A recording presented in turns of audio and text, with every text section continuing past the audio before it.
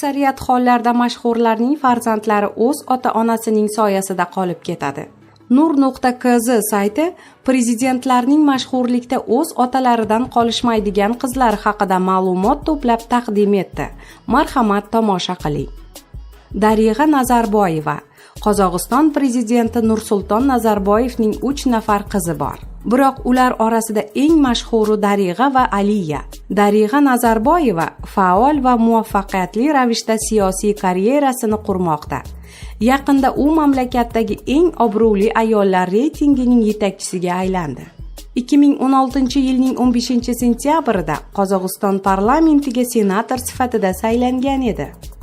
Aliya Shagiyeva, Qirg'izistonning sobiq prezidenti Almazbek Atambayevning qizi Aliya rassomchilik bilan shug'ullanadi. Men ozod bo'lish va boshqalarni ham bunga chorlashni istayman, deb yozadi prezidentning qizi o'zining Facebook'dagi sahifasida.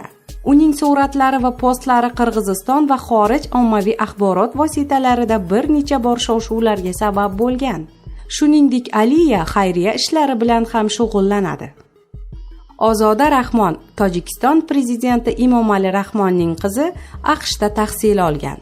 Georgetown va Maryland universitetlarini tamomlagan Ozoda Tojikistonga qaytib, siyosiy karyerasini qurishga kirishgan. Tojikiston senati a'zosi va dunyoning eng muvaffaqiyatli 100 nafar ayollaridan biri hisoblanadi.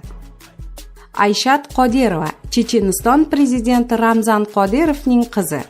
O'zining kiyimlari kolleksiyasi bilan tanilgan. O'tgan yili turmushga chiqqan Ayshat Firdavs modalar uyining direktori hisoblanadi. Sumaya Erdo'g'on, Rajab Toyyib Erdo'g'onning katta qizi. Esra omma oldida ko'p ham ko'rinish beravermaydi.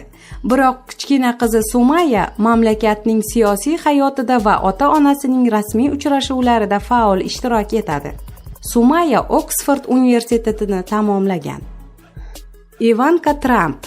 Ivanka Pensilvaniya universitetini tamomlagan va otasi Donald Trampga rasmiy uchrashuv hamda xorij safarlarida muntazam hamrohlik qiladi. Leyla Aliyeva. Ozarbayjon prezidenti Ilhom Aliyevning 2 nafar qizi orasida Leyla ko'proq mashhurlikka ega. U suratlar chizadi, she'rlar yozadi, hatto bir nechta kitob ham chiqargan.